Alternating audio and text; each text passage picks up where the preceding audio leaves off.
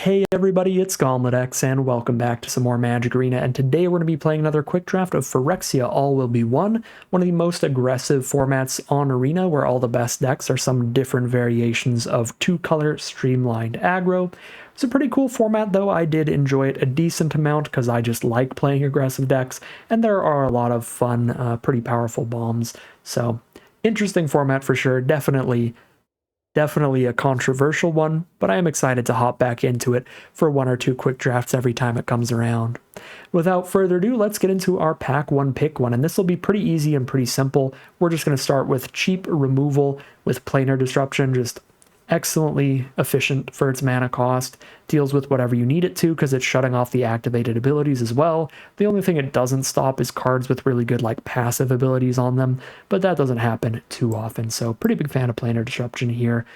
We are taking it over the rare. The rare is fun, it's cool, but there are not enough rats in the format to make this card consistent enough to just pack one, pick one it. There's only one rat in the set at common and one at uncommon, so can't really go all in on Karamonics, sadly. For pick number 2, we've got a pretty fun, slightly off-the-wall pick here, because I think I'm going to roll with Unctus's Retrofitter, and that's definitely a bit for my personal tastes, because blue is the weakest color in this set, but the strongest way to play blue in this format is blue-white artifact aggro, and Unctus's Retrofitter is one of the strongest cards for that strategy.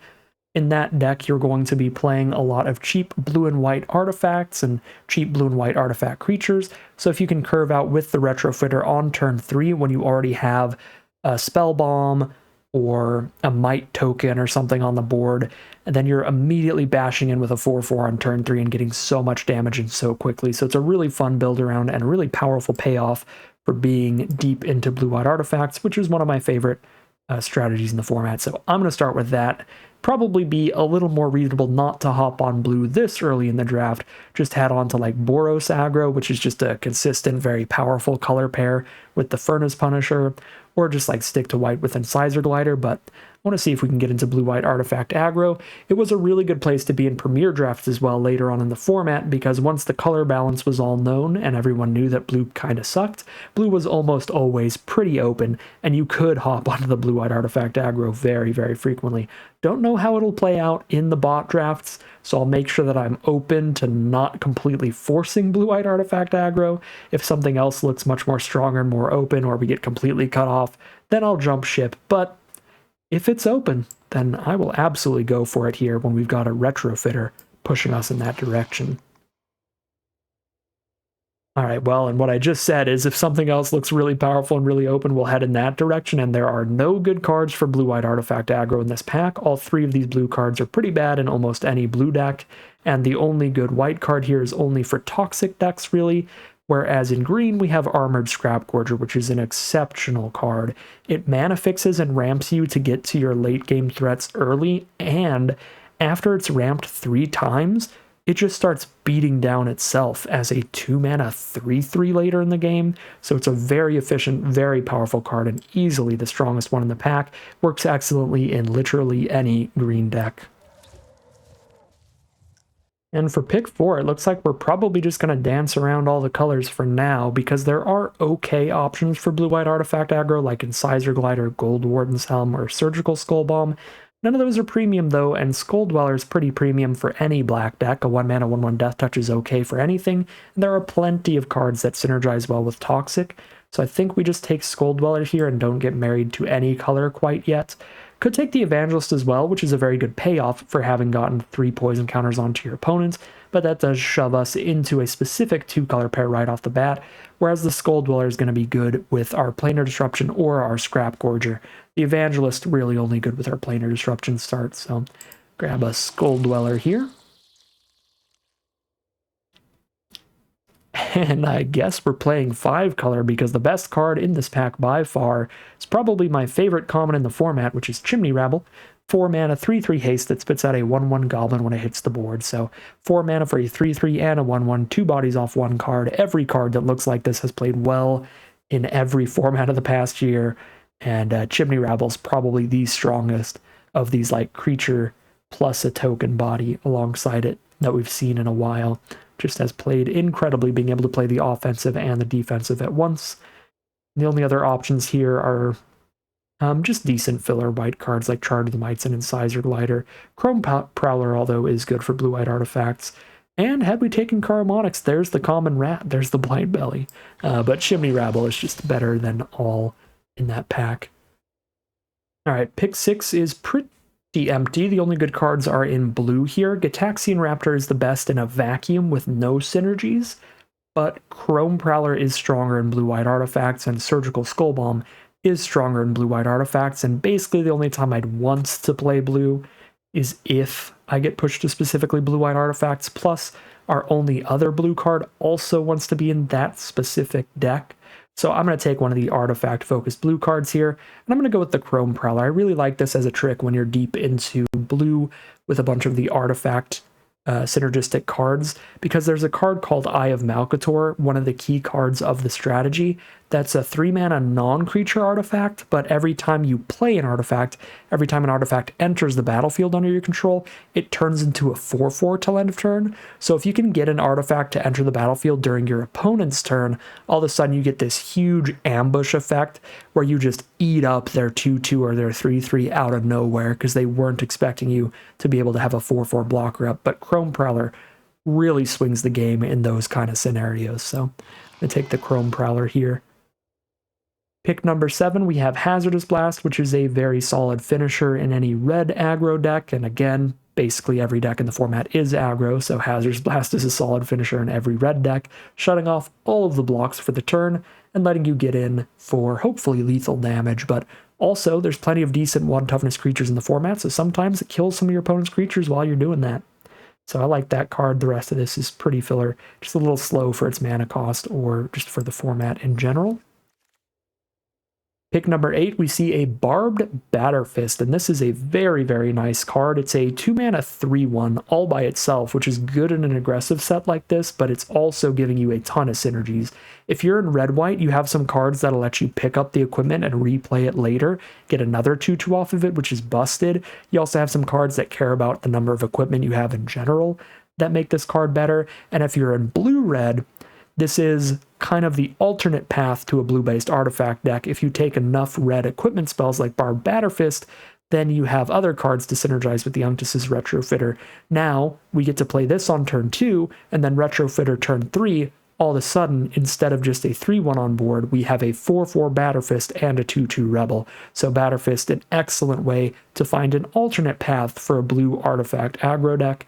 And it's actually had been long enough since I played the format that I totally forgot about the 4 Mirrodin synergies with artifact-based decks, giving you a very viable alternate path of blue-red artifact aggro instead of just being forced into blue-white artifact aggro. So really like the Batterfist here. And now for pick 9, I think we can lock in here towards the blue-red artifact aggro, taking a Surgical Skull Bomb for that deck, as we can turn it into a 4/4 with the Retrofitter, or just play it as a good tempo play, getting a blocker out of the way and drawing a card. Pick number 10 is quite filler no matter what we take. We'll take a Thrill of Possibility, cut the blue and the red out of the pack. We'll do the same with Vivisurgeon's Insight for pick 11, Meldweb Strider for pick 12, Prosthetic Injector, and Reject Imperfection for the last couple picks. For pack 2, pick 1, the red cards in this pack are the best ones. We've got Furnace Strider for a quick win condition. It's basically a 5-mana 4/5 haste that gives your next creature you play haste as well to get a ton of extra damage in really quickly. We've also got Volt Charge, which is a little cheaper. It's a very solid removal. It's a little expensive for removal, 3 mana for 3 damage. There's like 1 mana for 4 damage removal in this set, which is pretty insane. But it does proliferate to help pay off for that. I still think I'd rather take Furnace Strider. I think it's just better for its mana cost than Volt Charges, but these are both cards we would want in the deck. So I'm going to start with Furnace Strider here. These blue creatures are all decent options as well. The Trawler Drake can be fun if you get a lot of non-creatures and Proliferate, but putting all your eggs in one basket can play kind of poorly in the format. There is plenty of efficient removal that they can just throw at this thing. And the Mythic Rare is cool, but also This is a very bad format to be paying life for any kind of value. You're just going to die real quick doing so. All right, we got an interesting pack 2 pick 2 here because the blue creatures, the Chrome Prowler and the Atmosphere Surgeon are decent, but the white card of Hexgold Hoverwings is really, really good in red-white because that is a deck focused around all these 4-meter and equipments. So you're going to have a lot of equipment and equipped creatures on the board to get the +1/+0 bonus off of the Hoverwings. And this is just a solid card by itself too, thanks to being able to re-equip this later. And get more flyers on the board. So I think Hoverwings is such a good build around for the red-white deck that we take it here, even though we're only 1 card deep into white and technically like 4 deep into blue. I think it's still worth having that option open if we're taking it over not much here. And now pick 3 is kind of a complete miss, which is pretty sad. We're definitely not playing a 3-color deck. I would almost never recommend that in the set unless you have really powerful bombs, which we don't. We're just playing a streamlined 2-color aggro deck like most decks in this format will be. So I don't really want to take like Prophetic Prism here. I think this Combat Trick's really mediocre. The Bardiche is pretty mediocre. Yes, it does have 4-meter and equipment synergies, but you really want the 2 mana and the 3 mana equipment, unless they have really good abilities like Hoverwings, and even that is only 4 mana instead of 5. 5 is just a lot. Lightbringer looks like it works in this kind of deck, but it's pretty medium, pretty mediocre. Centurion's super mediocre. Takes forever to actually use its ability, and it's just a 2 toughness, 3 mana card, which is bad. And I guess we just take the Lightbringer, because you can't really play 6 mana removal like Vanish into Eternity in the format. But I'm not excited about that pack. Pick number 4, once again, not much in blue. I really liked Quicksilver Fisher early in the format. It's so good in so many sets, but it dies to cheap removal. It trades down into 2 mana creatures in this set. This set's just way too aggressive for these little value plays, so Duelist of Deep Faith and Flensing Raptor are just better here.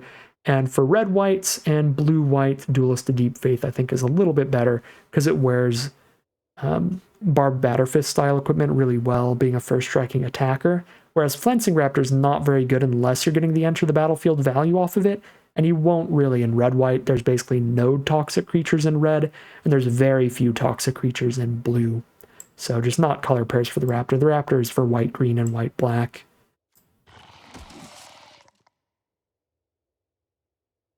Pick 5, very mediocre blue cards that are not for an artifact aggro deck.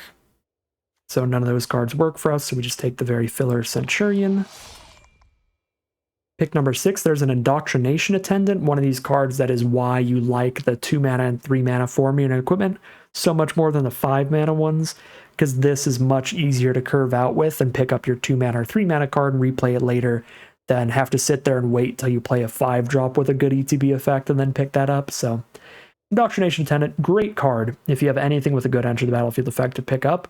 And this format has tons when there's one of the main mechanics for Mirrodin working so well with that card. So we take the Indoctrination Attendant for sure in this color trio. It's good in white-blue and it's good in red-white as well. And with Hexgold Hoverwings and Indoctrination Attendant and stuff, I'm going to take a kind of a weird pick here because Axiom Engraver is almost always better. It's definitely better in a vacuum. It just makes sure that you don't flood out, helps you draw what you need late in the game, but we've got a lot of good synergies for artifacts and equipment right now. If we end up in blue-white, we want a lot of artifacts. If we end up in red-white, we want a lot of equipment. And Gold Warden's Helm is going to hit those synergies for us really consistently. So I'm going to take Gold Warden's Helm over the Engraver. Pick 8 is an incredibly filler pack all around. We can take another Lightbringer, or we can take one of the mediocre Skull Bombs, like just a flying and draw a card kind of trick. Neither of these are very good. I'll just grab a Skull Bomb, I guess. Well, there's another Skull Bomb if we needed it.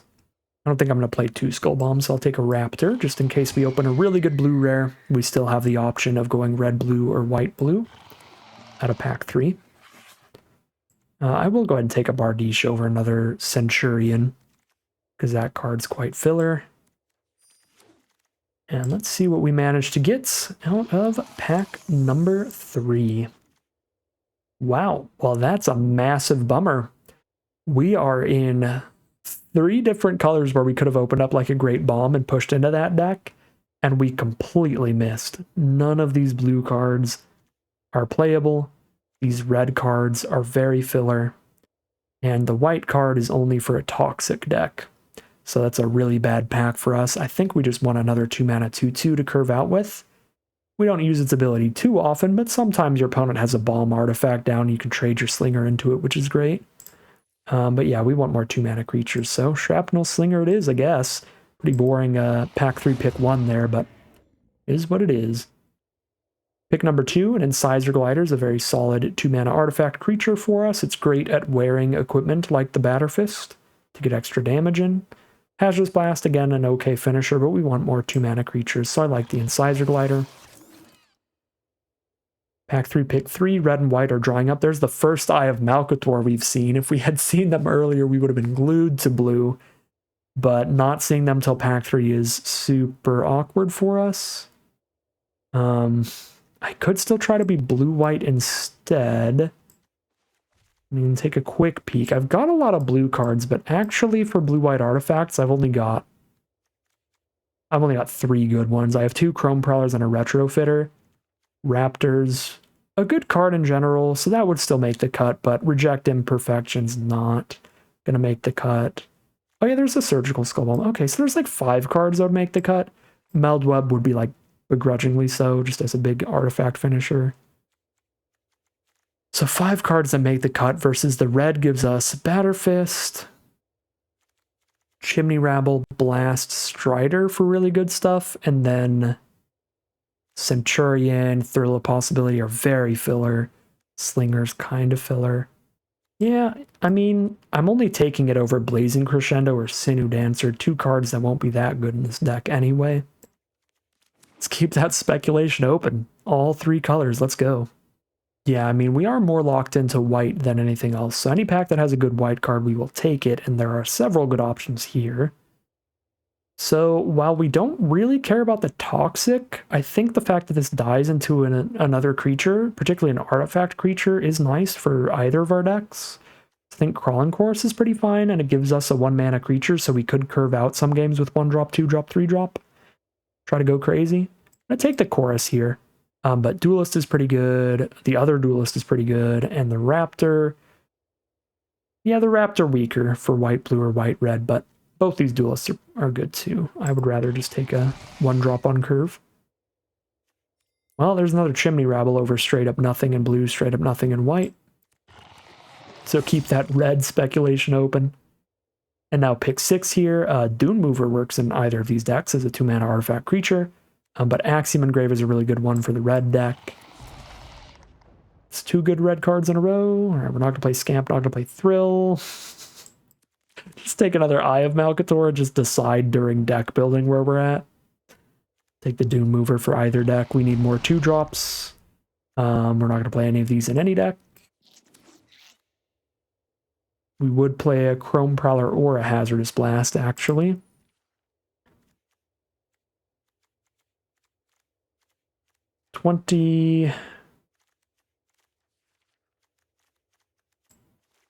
It's 21 red cards. Or 21 cards for the red-white deck. Versus...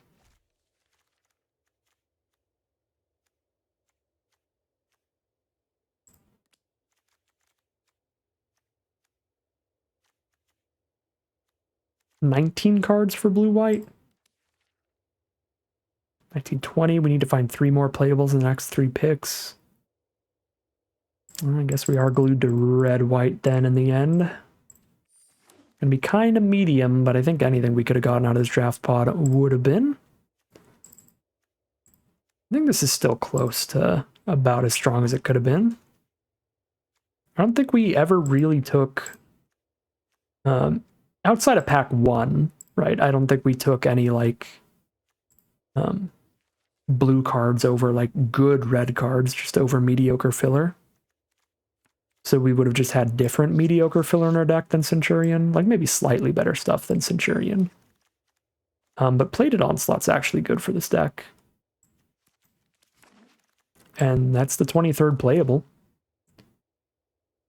Although I did leave the Skull Bomb in, so I could swap the Skull Bomb out for 3 mana 2/3. Yeah. We're not going to have access to blue, so I think that is a little better. Yeah, it's certainly kind of medium here, but I think it was going to be kind of medium. All the eyes showing up in pack 3 was awkward, to say the least. But I think this is our deck here. I don't hate it. I just don't love it as much as it could have been if we got past some more solid stuff in either of these archetypes, really. So we'll call it a deck here, head on into the gameplay. Game 1, we got some pretty terrible mana here.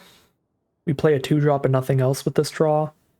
We hit the plains immediately, we're good, and we do have 9 white sources.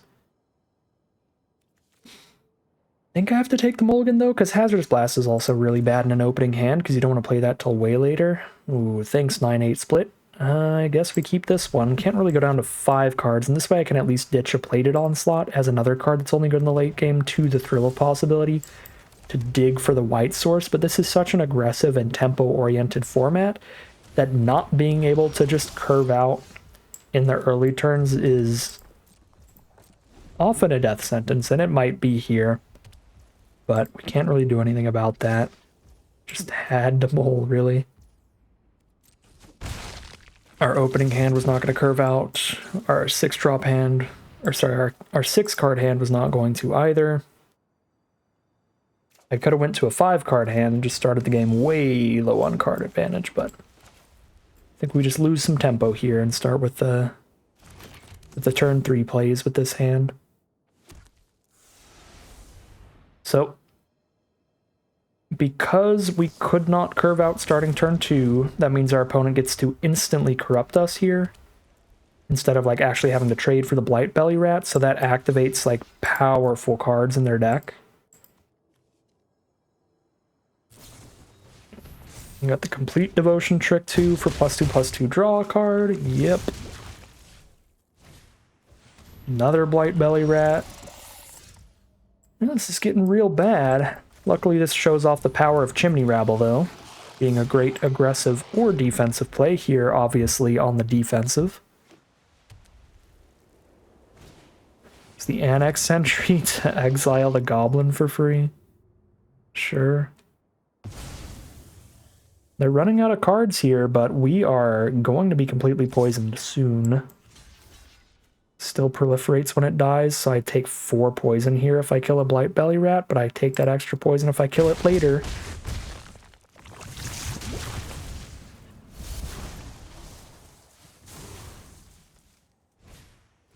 Basilica Skull Bomb, they can send something into the sky. Draw Skull Bomb, they can pick up a Blight Belly Rat to proliferate again. And I think we lose. Just on the draw, nothing till turn 3 means we get toxiced out before we can play enough blockers.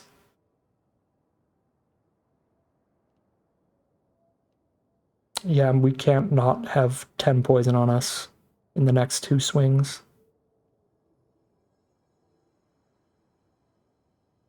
I guess Incisor Glider can at least chump whatever they Skull Bomb up.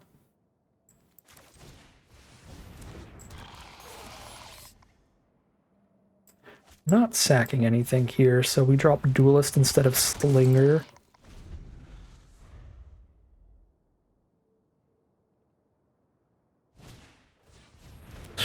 Top deck 2 toxic creatures in 1 card.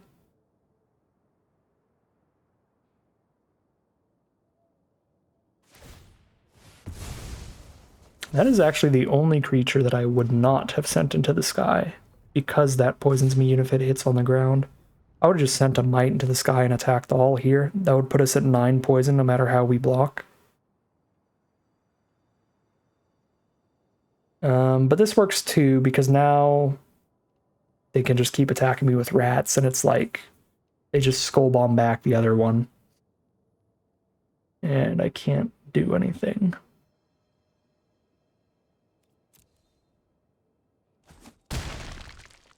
Because if I kill it, I go to 9 poison, and then they pick up another. I kill it, I go to 10. could Shrapnel Slinger next turn, which is something.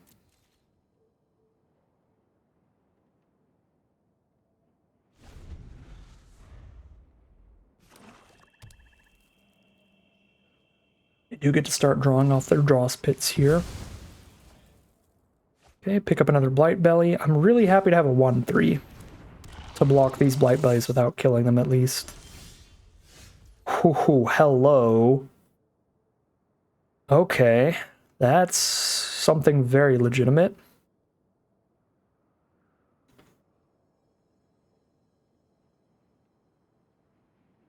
I can hit them for 10, but I can also... Like, if I do that, I'm dead on the crackback. I can alternatively just, like, wipe the board right now, or I can wait on it to see if they get more 1 toughness... Excuse me, more 1 toughness stuff out.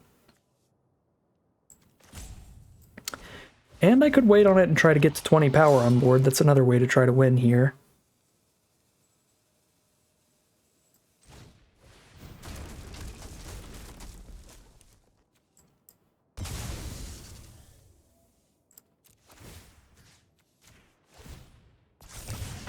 Let's kill the only artifact they have that doesn't die to Hazardous Blast.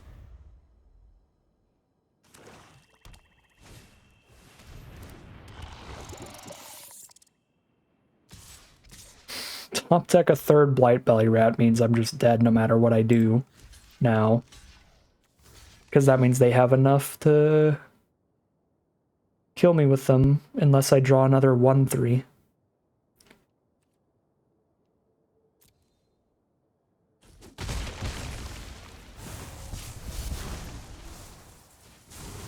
That's so annoying. Like, I could deal with 2 of them. I can't deal with 3. I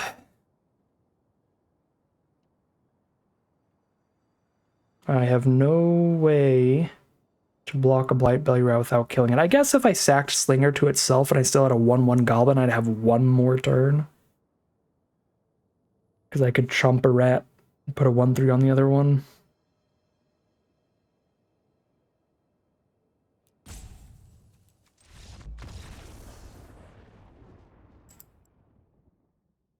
Here we are on the draw again for game 2, but at least this time we can curve out starting on turn 2 defensively, which is incredibly important in the format.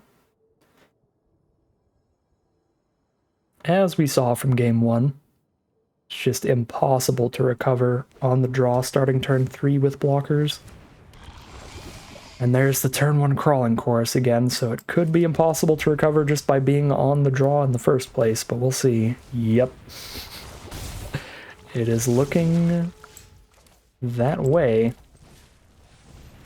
Here's the Doom Mover to attempt to trade into the Stalker. I could have alternatively just Disruption to the Stalker, so even if they have removal here, I don't take the Toxic. Alright, sweet. We do trade into the Stalker. Alright, they take a turn off to play a tap land, which is incredibly helpful here. It's the big flaw with those.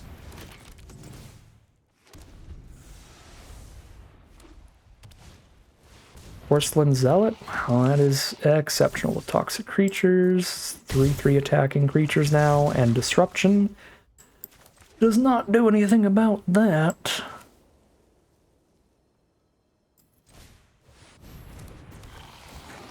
Block with a 2/3 and a 1/1. We lose our 2/2 Rebel to the Crawling Chorus, which is annoying, but then when we Hazardous Blast, we kill the Mite. And they don't get a creature back out of it.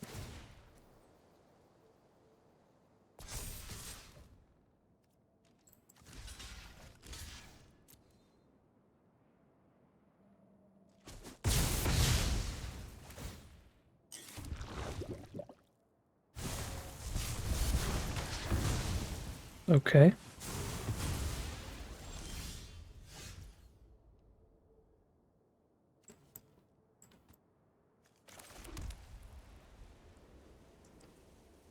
Well,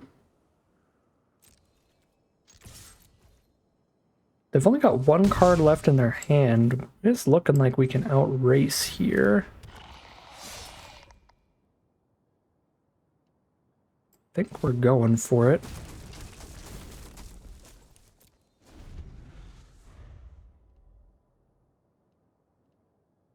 They're at 14, we're threatening 8 damage a turn now.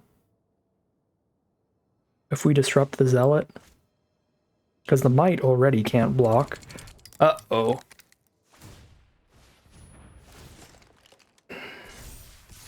Two poison a turn now.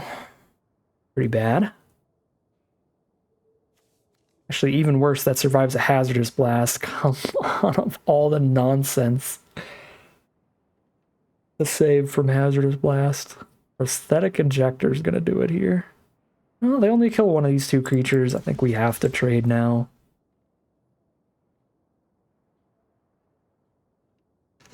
If we disrupt the Zealot, then they have no board left. And they just crack a Hunter's Maze? Yeah. Oh, hello, Chimney Rabble. It's better to just Disruption this turn. But Chimney Rabble is fantastic.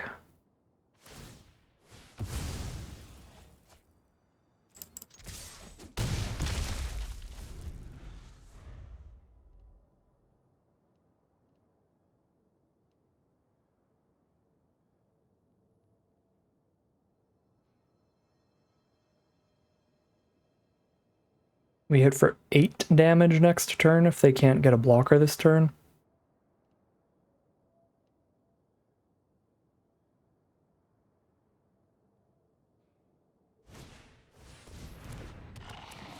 One, 3 copper long legs. Well, there's a blocker. Not like an insane one or anything, but a fine one.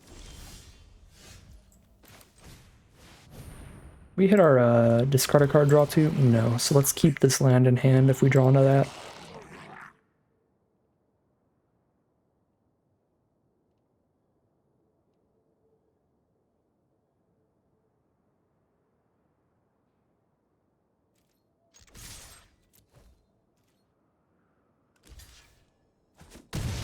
Alright, they are dead in a turn to Hazardous Blast no matter what. Basically, unless they kill us or wipe the whole board, we will find lethal next turn. And there it is. We are going to start things off 1-1 now, heading into game 3. Here we are for game 3. Gotta love the mono-colored openers on the as close to 50-50 split as you can get. We keep this one, though. Roll out with Duelist turn 2, and we've got interaction as well, no matter what we draw. And there we are. Do find the mountain in time, but we could have waited till turn 3 and still been fine. Playing against a blue deck, Escaped Experiment turn 2, so it is the best blue deck, which is Artifact Aggro. Let's keep curving out onto the board here with Shrapnel Slinger, I think, rather than toying around with our hand right now.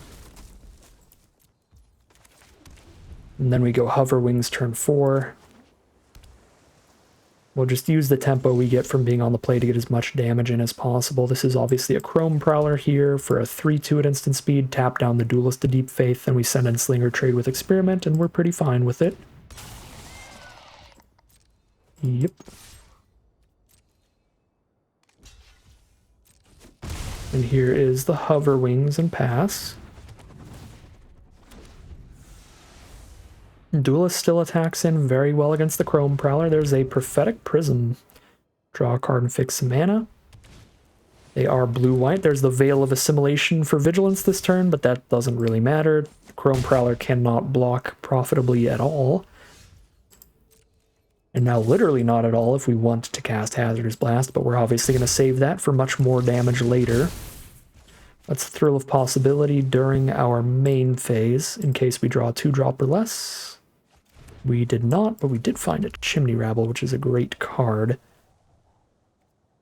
Could get the mana investment of this Planar Disruption out of the way so that the Chimney Rabble can just swing right past it next turn on the cast. But I could also save the Planar Disruption in case they play something scarier.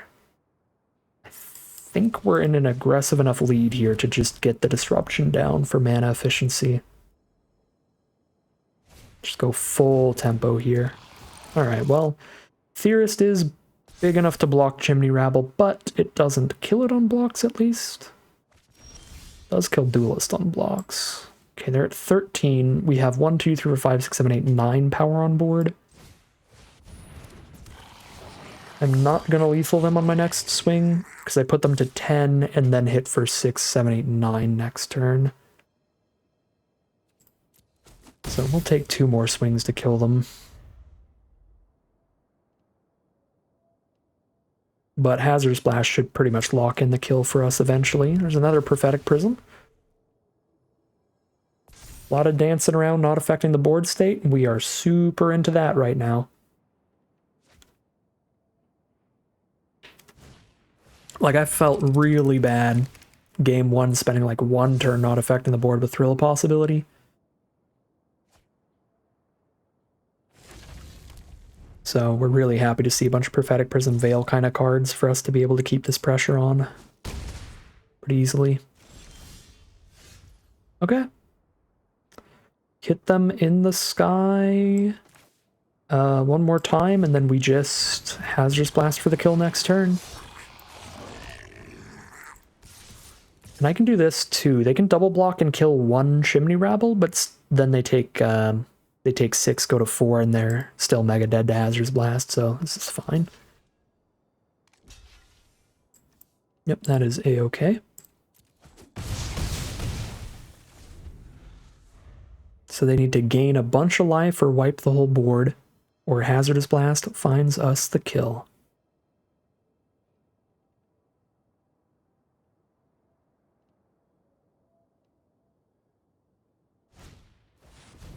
Okay. That would be real good if we didn't shut off all blockers this turn. They've got 2 mana up. That could be a counter unless we pay 2, but we have the 2 mana to pay, so... yeah, there's the concession from our opponent. We are now 2-1 heading into game 4. Alright, here we are on the play for game 4. You definitely love to see it in modern limited Magic. We get to go Crawling Chorus into the Incisor Glider, so if the Chorus gets enough toxic damage in, we could buff our whole board with the Incisor. So this is a very, very threatening curve out. Just the first 2 cards. The third could really be anything and it'd be fine, which is good because our turn 3 play is not very good. It's just a 2-3, either way we play it. I think we'll go Custodian here.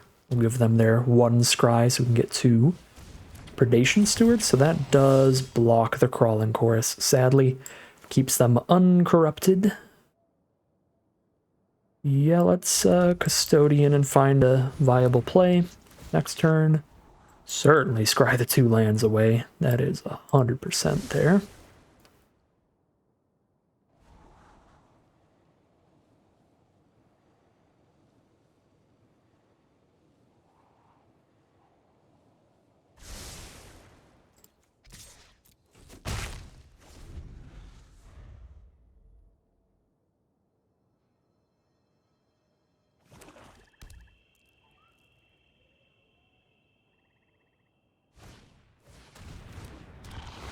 Doom Mover, is our opponent about to do the opposite? Scry a land to the top?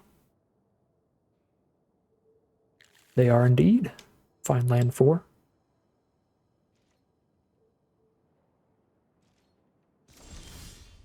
Okay, well, there's land 6 for us. We dumped 2 to the bottom, still drew another one there in that clump, which is quite bad.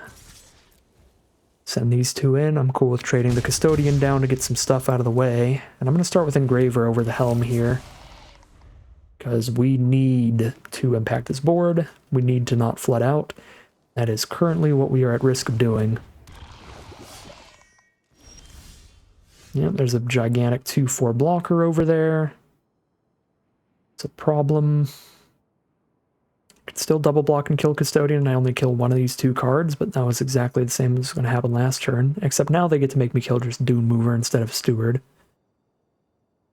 And they could also just bounce off, so I guess there's not much point in sending that in. If I get Centurion down, it's fine. We get an oil counter while we do that too, at least. Don't hate that. I think I'm still just attacking this guy, though. And we're using Engraver in their end step so we can hold it up as a blocker as well.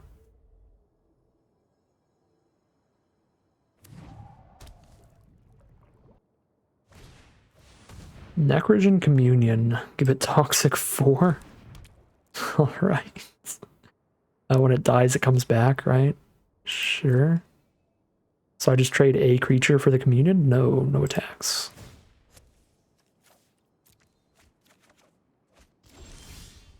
Okay, well, at least we hit the thrill here. We do that pre-combat and see if we hit anything that affects it. Silica Skull Bomb, not really, but the next land means I could just play Gold Warden's Helm here and save the next counter on Engraver for later, which I'm pretty okay with. We are a double Hazardous Blast deck. We could just set up for that again. Just get 13 power on the board and blast them out of it. That is probably the line. With the Engraver to dig through the deck, the Skull Bomb digs a bit as well while finding some extra damage in the sky.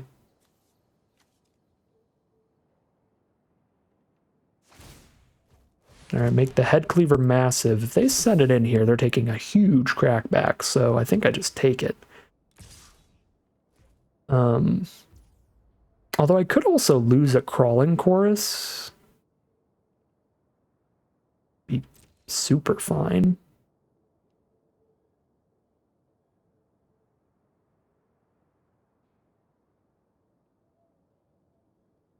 I'm just going to take it here. Go for huge counter swings. The only real issue I see with this is that we're corrupted now. If they have anything that gets much better when we have 3 or more poison counters on us. Alright, land for us. So, cycle through the Skull Bomb on Centurion. That's the only thing that I would not like them blocking with Dune Mover. Everything else, Dune Mover does not block particularly well. Is it Chimney Rabble for the next draw?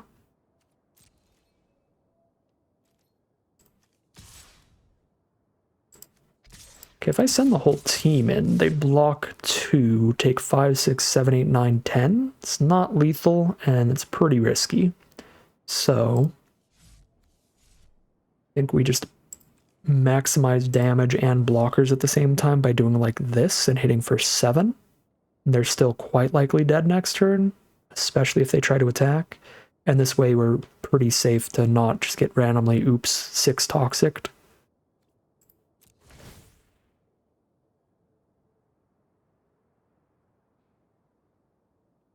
And that feels like the most likely way we're losing this game, is that they're just like, oops, all toxic. Okay, yeah, that's fine. Sack the chorus, right? I guess then 1 removal spell clears a path for Head Cleaver. I kind of need them to need more than just a removal spell to get in with Cleaver. So, I guess I have to sack the Rebel. Play it safe. Which this does mean that Centurion is big enough to shut off a blocker next turn too. We should still be fine. But yeah, I'm just worried they have like Drown and Ichor, which is like give a creature -4/-4 and proliferate, and we would just be dead to that if they had it next turn at that point.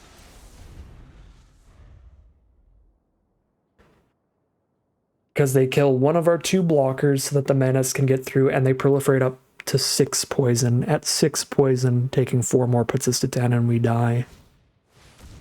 Okay, Venomous Brutalizer, they can proliferate with that. Which they will, so we'll go to 6 poison. But no attacks here, I imagine.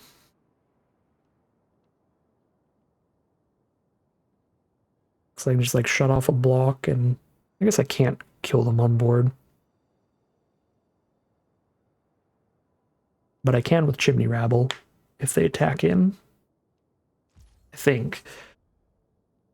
Right, they attack you and I shut that off. They have 2 blockers. They go block, block, 1, 2, 3, 4, 5. We can put them to 1. Indoctrination Attendant, that's a sweet one.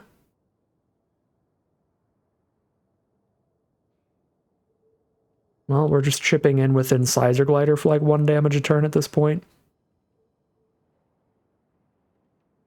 Because basically either player is dead if they manage to miss lethal on an all-out swing. So we just go maximum blockers here. And just poke for 1. I guess I could have 1 more blocker by playing Chimney Rabble right now, but if I play Indoctrination Attendant instead, then I can still get the haste value out of Chimney Rabble next turn, and I can discard this land to draw a card during their end step.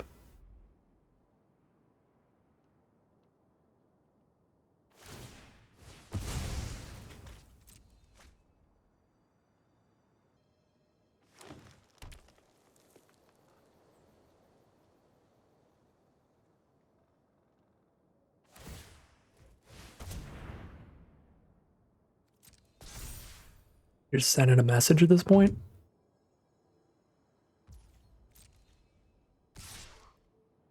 Kind of looks like it, because this doesn't kill us. They are super dead. They must have like a 1-mana Proliferate if they're going for it this hard. Because either of those puts us to 9 poison. Dune Mover does not. I think we let Dune Mover in, but we have to double block the other 2.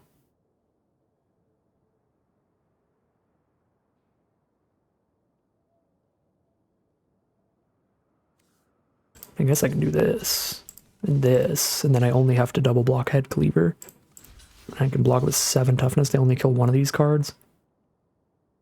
I guess they also only kill 1 of Attendant or Centurion, and they have no blockers up anyway. No, they'll have Head Cleaver up if I kill it. So we actually don't want to kill it. We want to block it with 5 power. Yeah, we do this. And then they don't get the Necrogen Communion to reanimate the Head Cleaver, so they have no blockers up after this. And we take nothing. And we don't die to just proliferate from our opponent.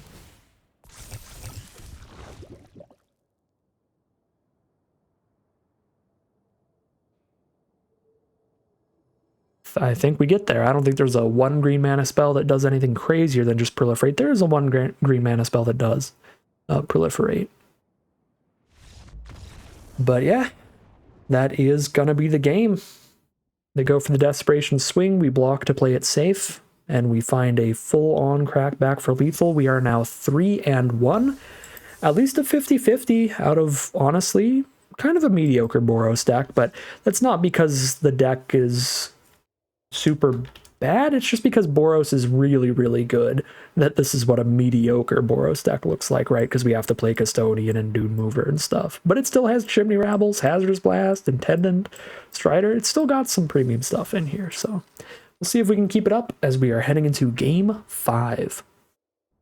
Here we are for Game 5 on the draw, another monocolored hand. We can definitely mulligan it. It's got the Hazardous Blast, which you don't want in your opener, and if it doesn't hit a red source, it has 1 creature, and then we just cycle a Skull Bomb. I don't think it'd be completely unreasonable to keep here, because we do dig with the Skull Bomb, and we do have a turn 2 play, which is really important, but I'm going to take the mulligan here. It's just a little too risky for my tastes. This looks moderately better. I think I just ditch land 4.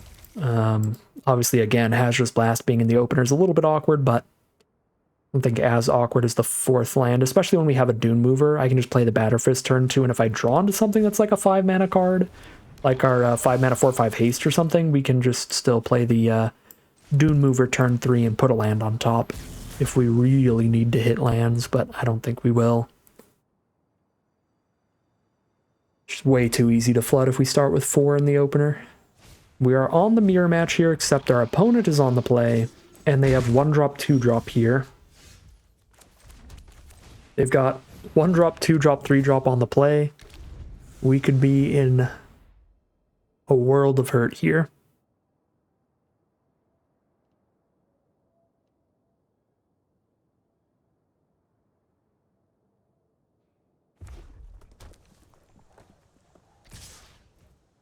Alright, well, we snap trade into the Justiciar because it's like impossible to race with that card anyway. And I don't think there are any combat tricks here that make it high enough toughness to not die for 3 mana. They're all like 2 mana +2/+2. They could have like the +3/+1 that lets them draw a card, but that would be just spending it to draw a card. I guess they gain a little bit more life because of the lifelink. But yeah, they wouldn't save the Justiciar there. Alright, well, we are still flooding a little bit, so we're certainly not putting a land on top with Dune Mover. We might even have to just cycle Skull Bomb just to draw a card, don't even get the flying here. Yeah, it fits into the curve fine. It's going to be a long time before we get value out of the extra 2 damage anyway.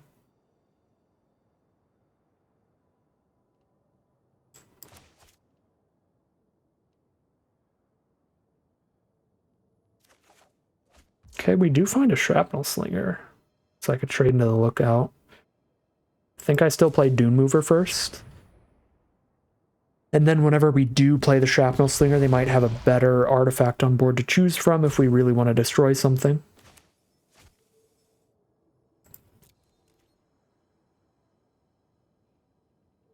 Plus we can sacrifice the Dune Mover instead of the Shrapnel Slinger to use its ability.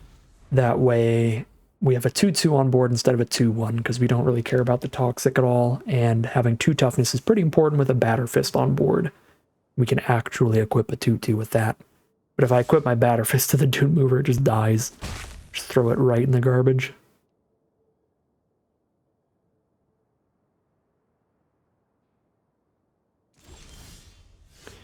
Lightbringer's actually quite good with Batter Fist on board. I'm pretty into that. So that'll be the play this turn. We're going to play it and equip it. I will definitely trade Dune Mover into basically any combat trick. Be slightly annoyed if it's the +3/+1 that draws them a card. But if it's any +2/+2 combat trick, this is perfectly fine. We'll trade Dune Mover for the trick. Oh, Volt Charge. I am really okay with trading it for a Volt Charge. And that was completely unexpected because they went for the block too. Probably did that just to muddy the waters, make me confused. I wonder what's happening here. Oh, it's just instant speed removal. Fair. Alright, we've got a 5/2 now. That's a 5-turn clock because they have gained some life from that just this year. Churning Reservoir. So if they get something that can use oil counters every turn, this can be busted. But without, it just makes it so anytime they trade off a creature, they get a 1/1 goblin as well.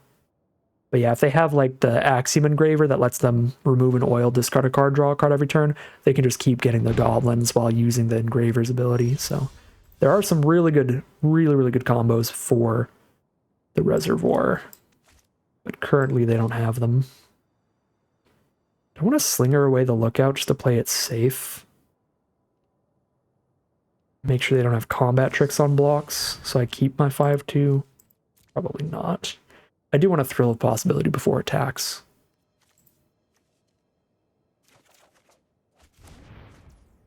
Planar Disruption. Well, I kind of forgot. I actually don't have cheap combat tricks in this deck. We just have the 5 mana Plated Onslaught. Well, now I've got multiple other threats, even if Lightbringer dies. I think I just send. Because we also drew a Duelist here, which is good. Especially with a Batter Fist on it. 3 power First Striker. Okay, 5 damage to the face. We take those. And I do like the option of being able to Slinger away the Reservoir if they assemble a combo for it. Right now, the Reservoir doesn't matter too much. It's, again, just if they have a repeatable way to remove oil counters. Mere Convert. Well, now a non-lethal Hazardous Blast still looks pretty good. Because we just kill a Mere Convert. Smack for damage. Perfectly fine. Yeah, otherwise the Lightbringer ends up trading down into Mirror Convert, which is pretty bad. So let's go non-lethal Hazardous Blast. We're chilling.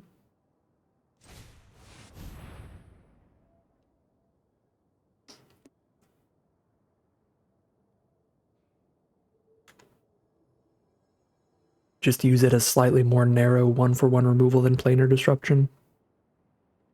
I could Planar Disruption too if I really want to make sure I've still got Lethal Hazardous Blast coming up. Ooh, make them cash in the Complete Devotion, that's fine. Still get to send in, they can't block at all. And now that Complete Devotion goes way less badly for us than it would have.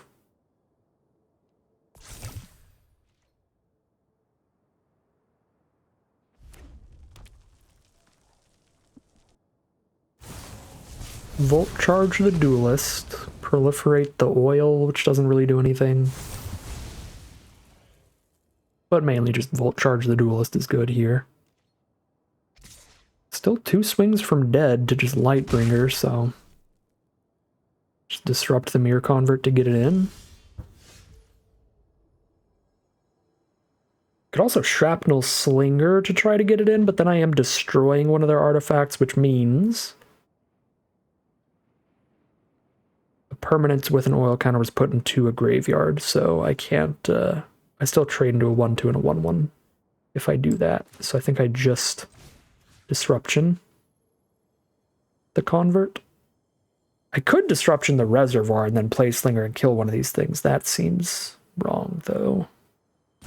And probably just want to Slinger one of the blockers later. Like, I guess if they have an instant speed way to sacrifice one of these creatures, then this is worse. They just sack the Convert and use the Reservoir and still get the double block on the Lightbringer.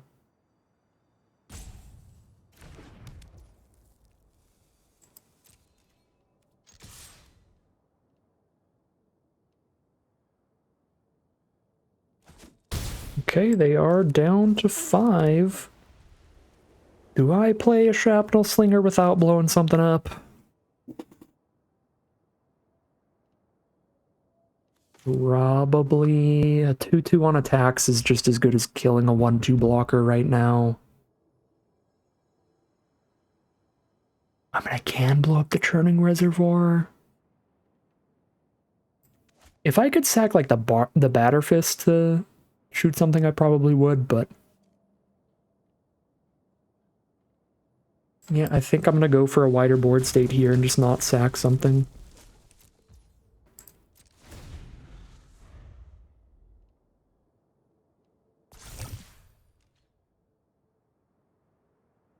Because even if I play it next turn to blow up the Lookout, they'll still get a 1-1 Goblin Chump blocker, and the odds of them not playing a blocker this turn are quite low.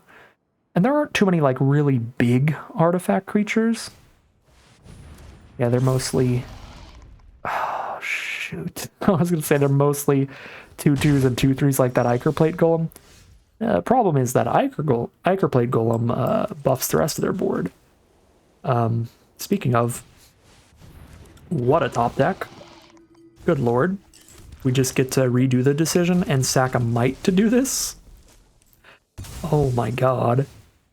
Well, it looked bad that I played the Slinger, but then we top decked Attendant, so actually played even better to have played the Slinger, because then I didn't have to bounce a land. Well, I guess it plays the exact same, right? I just play Attendant, bounce a land, replay the land, play the Slinger, sack the Might. Yeah. If I held on to the Slinger, we would have went for the exact same play. But wow, did Indoctrination Attendant just really earn its place in this deck that turn. That was incredible.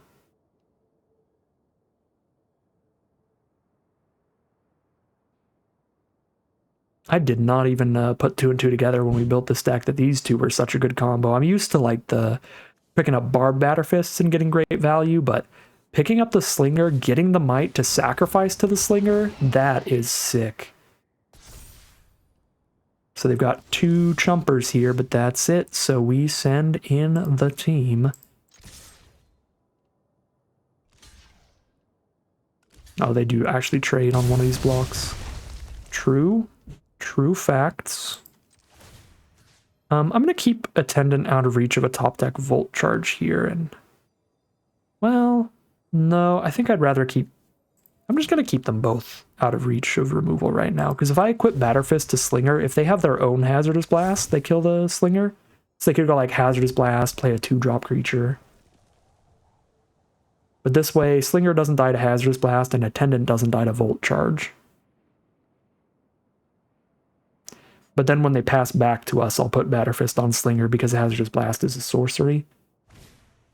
And then I'll have 2 lethal threats on board, and they can only block one of them.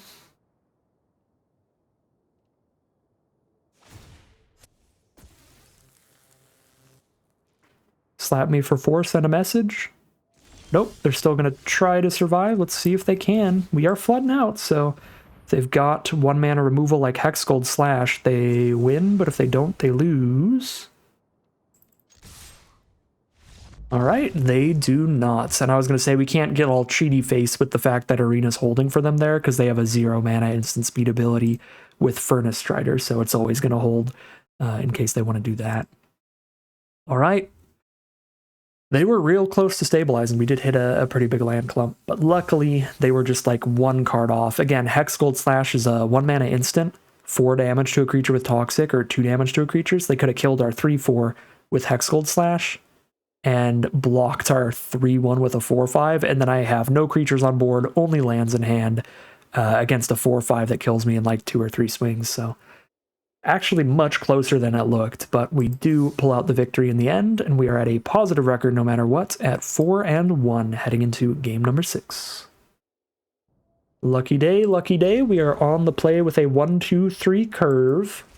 Magical Christmas Land in Modern Limited Magic, but especially very aggressive sets like Phyrexia All will be 1. All will be 1-drop, 2-drop, 3-drop today. Might even corrupt our opponent turn 3 if they don't have the 2-mana blocker here. And they don't. They are playing Prophetic Prism, which curves like this is why I don't recommend it. It is still a good card. It can just show up at the wrong time and be pretty awkward, like right here, where you really want a blocker there. But we're running Thrill of Possibility, so we're one to talk. This got us killed in our very first loss of today. Oh, what a draw. Oh, what a day, what a day. So they are fully corrupted and we get to just Incisor Glider it up now. Yeah, don't mind if I do, honestly. Really don't mind if I do. Alright, trade our 3-drops with each other. And now we get to buff the whole board off every attack.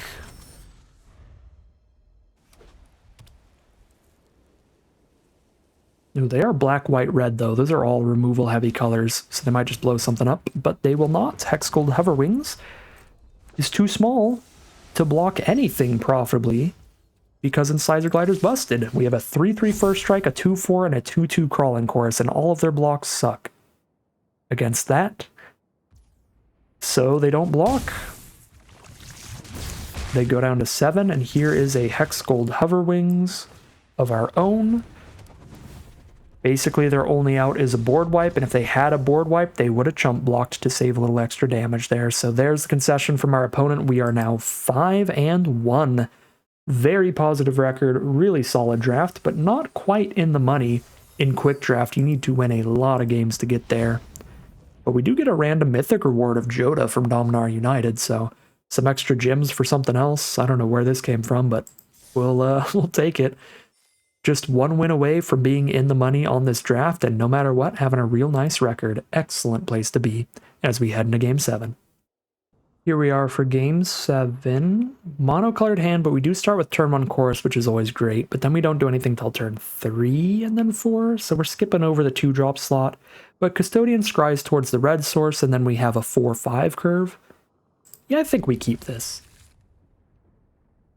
No 2-drop is a definite downside, as is the monocolored nature of the hand, but Custodian being able to help scry towards the mountain means that the rest of our turns are curving out great. 1, 3, 4, 5.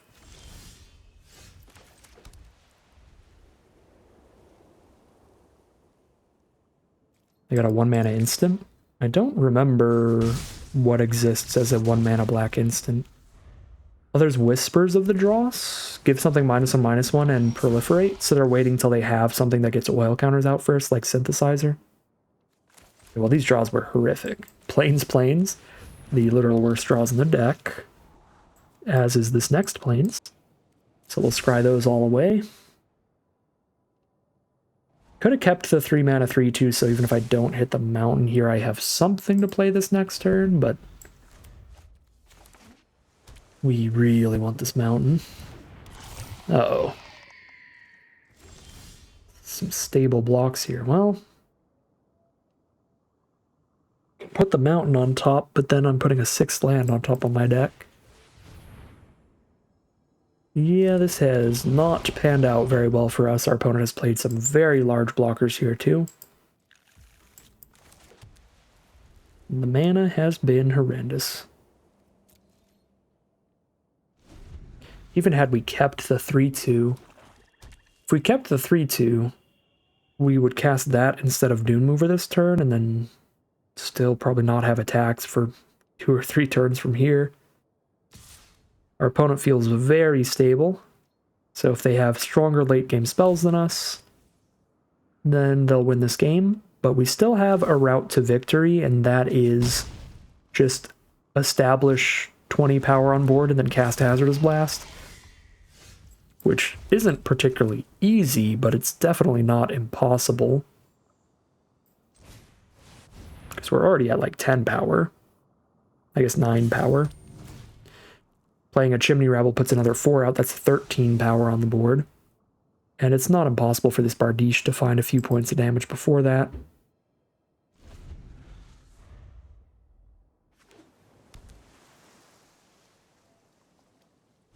To speed that up. Okay, well now we're not winning.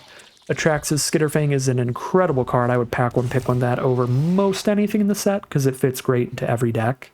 But it gives Vigilance, Flying, Death Touch, or Lifelink, whatever you want, to one of your creatures each turn. Usually you get some nice Lifelink going. But looks like for now our opponent doesn't care. They're not using Skitterfang yet. Okay, Hoverwings is awesome too. Buff the equipped creatures even more. It's 3 mana to move this around. Suppose we do play a land, so if I top deck one, I could play Chimney Rabble and move Hoverwings in the same turn.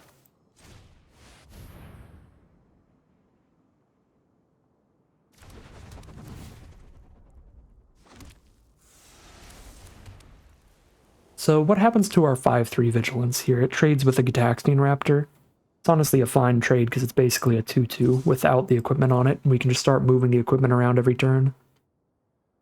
Trading our 2/1 up, trading our 2/3 up. Got a plan.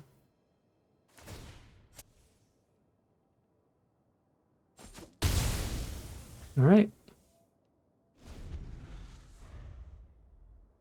Skitterfang's still pretty threatening, but their board's a little too small to use it super well.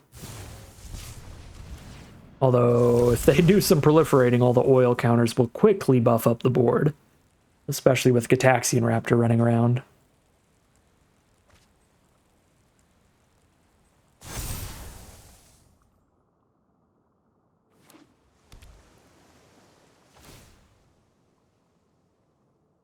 How much is it for Bardiche? It's 4, isn't it? Yeah, that one's real expensive to move around. So that would mean no Chimney Rebel for the turn. I can play Helm and move the Hoverwings.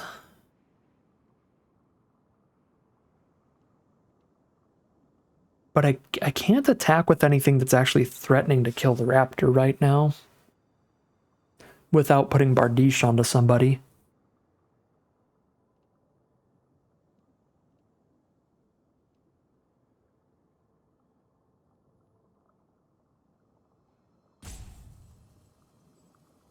I think we just spend the turn putting a Bardiche on somebody then. All right.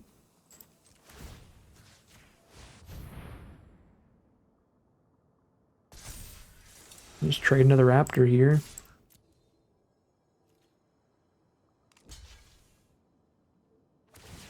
Keep slowly clearing a path. Got several creatures here. That'll be 2 creatures off the 1 card, the Crawling Chorus and the Rabble.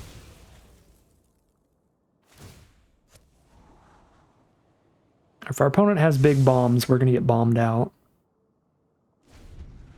Because even if we get to keep killing one of their creatures each turn, they're pretty stable. So they've got time to find a Planeswalker or an Archfiend of the Dross. And they certainly have enough proliferation to not die to this. If it leaves the battlefield by losing all of its oil counters, they'll lose the game.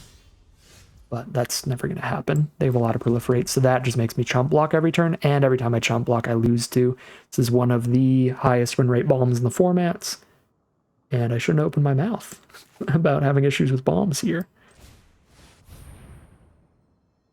On the plus side, if they attack with it, they don't have any blockers up, but they can literally just keep giving it lifelink with Skitterfang, and we've got no shot from here. You just get bombed out of the game. Actually, should have Hoverwings the Chorus instead of the Goblin first.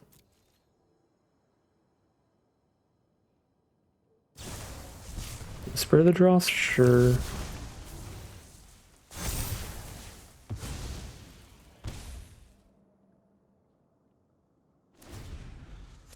Actually, not that bad for us that they blow removal on just a token here. Sure, I do get hit for 1 full swing of the Archfiend, but that was inevitably going to happen later anyway. After some chumps. I guess it does speed up the clock because of this thing's like really busted bonus effect. Yeah. No. Because we also lose life when our creatures die. We're just so dead. Because the chumps don't even stop all the damage. Yeah, no, that was great from our opponent. Because it also got the synthesizer to 3 counters. I forgot about the synthesizer. We don't do nearly as much life as they just gain right back. And we're also dead without a flying blocker. Even with a flying blocker, we're going to 1 life. Because I take 3 from synthesizer, 1 from Archfiend. Alright, yeah, I think we're pretty out of this one. It's probably like a winnable matchup, but our opening hand was real slow and theirs was super defensive with incredibly high toughness, so managed to stabilize till they draw into a bomb, and they certainly drew into a bomb that was not going to be beatable for us anytime soon. We are 5-2, heading into game number 8. And the really sad thing is even with like a planar disruption, we just die to the unblockable creature. Because planar disruption doesn't stop the life loss from the Dross thing as well. Yeah, they had us dead to rights. And here we are now for game 8, curving out. Crawling Chorus into Dune Mover to try to get Incisor Glider. Corrupted triggers going. And also to hit the mountain for Chimney Rabble. This looks like an excellent start on the play again. But we'll see. If our opponent is on blue, they could have 1/3s and 1/4s again. Be an issue. Turn 1 Churning Reservoir. Okay, doesn't do anything yet. There is the red source for the Chimney Rabble, but we still want to hit land 4 and then play Rabble into Plated Onslaught here. So I think I still put a land on top with Dune Mover. Well, we could definitely flood out a little here if I do that, but if I don't play Chimney Rabble turn 4, I'm going to be very sad. With Incisor Glider and Plated Onslaught to work with it. Yeah. I guess we get the second red source.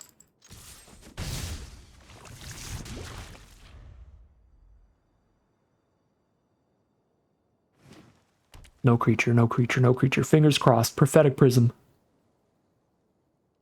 Cast a Prophetic Prism.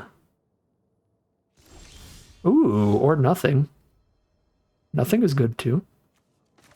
I can't Plated Onslaught even if I play the plains here. But there's no reason to play the mountain except for not revealing to my opponent that I have more lands. Okay, they're corrupted, baby! Come on, no kill on the Incisor Glider. I mean, 2 mana. I don't think there's any instant speed removal that kills Incisor Glider for only 2. At least not at common. Just a 3-2 turn 3? Alright, we won. We won. We corrupted them with Incisor Glider on curve with Chimney Rabble. And that is like an unbeatable board state. We won the coin flip. And that is enough to win the game. In Phyrexia, all will be won sometimes. Wow. Yeah, 1 drop, 2 drop, 3 drop, 4 drop. Well, no, this isn't a 3 drop, but still. Corrupt our opponent with Incisor Glider to buff the whole board and Chimney Rabble to make it wide. We even had the Bladed Onslaught for super overkill there. Next turn. Disgusting game for our opponent, and just taking the advantage, the tempo advantage of being on the play and just running with it with a really aggressive hand. We are now 6-2 in the money out of this draft, no matter what. Heading into the final boss in the Mythic ranked queues. So really sweet stuff from what looks like a pretty mediocre version of Boros. So really happy with our performance today, but we'll see if we can't keep it up as we head into round number 9. And here we are for the final boss, the final game of Magic for today, win or lose, and it's another monocolored opener. We're on the play, so not being able to play something turn 2 isn't horrific on the play, but we've seen from several of our victories how much of a great tempo swing it is to be on the play starting with a 2 drop, sometimes even with a 1 drop, so kind of want to take the mulligan just for that reason, but also the curve isn't even great if we do hit lands. It's Slinger into Helmet to turn 5 Bardiche, and obviously if we don't hit the lands, it's a very bad curve, so I will take a mulligan here, hope for something a little better, and this is even worse. There are no creatures in the hand, which makes it unkeepable, and we have to go down to 5. Please not like this, and it looks like it might be like this. At least we can ditch a red card and just pretend we're a mono-white deck, but it's not how you want to start things off in the slightest. Think I keep Attendant over Hoverwings? That's really close, because those cards are both really good, and these are really the only options for something to ditch. I guess I'll keep Hoverwings. They're so good together, too. That's the other awkward part. Yeah. Well, final boss may be decided by RNGs this year, but we will fight tooth and nail to get as much action out of this hand as possible. But we immediately get roadblocked by a 1-mana 1/2. So any tempo gained from starting the game with a 1-drop is completely lost. Any tempo gained from being on the play is completely lost, because both of our opponent's first 2 plays are mana dorks, meaning they're going to be casting a 5-mana spell next turn if they want to, while we only have 3 mana on board. So not only have they swinged the play draw tempo in their favor, they've done it doubly so. They're on 5 mana while we're on 3. Still not a completely unwinnable game. I mean, they could have 6 lands in hand, but it looks very bad for us. Green-red is also the best archetype in the format. Boros is my favorite. I like Boros and blue-white because I just like the artifact aggro decks, but green-red is the highest win rate by far, and that's an incredible bomb rare that's super hard to beat. So they played a 5-mana bomb rare on turn 3. I can Disruption, and I still lose, right? Because I can Disruption the Rebel, but then they move the Glider to a different creature and kill us with that. Or I can Disruption the Glider, in which case it's still on the Rebel, and I have to find another way to kill the Rebel very quickly. I mean, I guess I can play Hoverwings and go for a double block on the Rebel to kill it. I only lose one of my 2 creatures, and then I hope they don't re-equip Glider so I can Disruption the Glider later. But I'm down 2 cards from mulliganing, and my best options are to like 2 or 3 for 1 myself into this thing to put myself at an even bigger disparity in card advantage.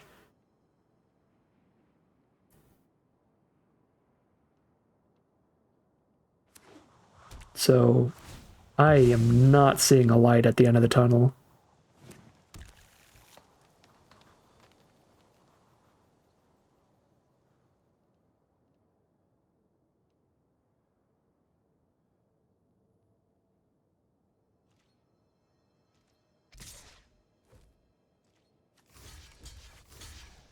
they've got instant speed removal or a combat trick, the game is not just functionally over, it is literally over.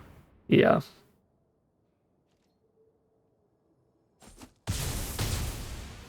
Kill both our creatures, keep the Rebel and the Glider. I have 1 card in hand to 3. And I hit a land. Okay.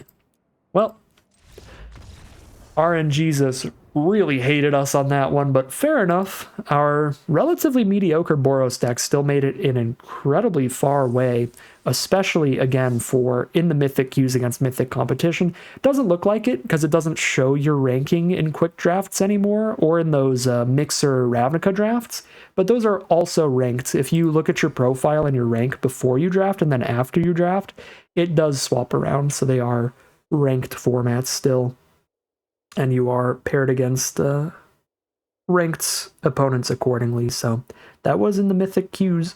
At least as far as I know that the Ravnica drafts work that way, the Premier Chaos drafts, because I've checked rank before and after a game and it always changes around. But I'm pretty sure Quick Draft is still ranked because it's always been ranked. They just have this visual glitch where it's not showing anymore. Anyways, back to the draft at hand. 6-3. Sadly couldn't take it all the way, but still in the money. And still a really excellent run for a kind of mediocre deck. So here's a final look at the deck. Again, a pretty exceptional run for this kind of mediocre Boros deck, especially up in the Mythic queues. I really think that we drafted pretty well. I don't hate that I bounced around so much. Like, obviously it was pretty awkward bouncing around that much later, but again, I was really only taking, outside of pack 1, there was a lot of bouncing, but you always want to do that in pack 1. But like pack 2, pack 3, we were only really speculating towards the best blue or red card when the other color just had something really mediocre. Like, if I had locked in on Boros aggro early, I would have had slightly better filler than Custodian and Centurion and Thrill of Possibility and stuff, but it still would have been filler. It's not like I would have had a 3rd Chimney Rabble or a 2nd Barbed Batter Fist or a Hexgold Slash or something like that at 1 mana. It's just like, no, just instead of Mer Custodian, we could have had maybe a 2nd Gold Warden's Helm or a 2nd Lightbringer, or like instead of it's another pretty filler card here. Actually, these are kind of it for really filler. Instead of like Skull Bomb, I guess, we could have had another Gold Warden's Helm or Lightbringer. I'm trying to think of like middle of the road cards that are pretty decent for this artifact, like good filler versus bad filler, but still filler. And really, I think Gold Warden's Helm and Lightbringer are those kind of cards. So, not explaining myself super well, but I don't think we passed up on anything insane to bounce between the colors, and so we still get a nice 6-3 run out of the event. We are still up in value. We still grab 850 gems and 2 packs out of the 750 gem events. But that is going to end today's video. As always, I'd like to thank my patrons and YouTube members for their support, as well as you for watching the video. If you enjoyed this video and are interested in seeing more, you can always like, comment, and subscribe to tell the YouTube algorithm to send you some more in your recommended feed. If you'd like to catch me live, you can check out the Twitch channel in the link in the description below, where I'm live every Wednesday. And if you'd like to support the channel directly, you can check out the Patreon link in the description below. But other than that, as always, thank you very much for watching, and I'll see you again soon for some more Magic Arena.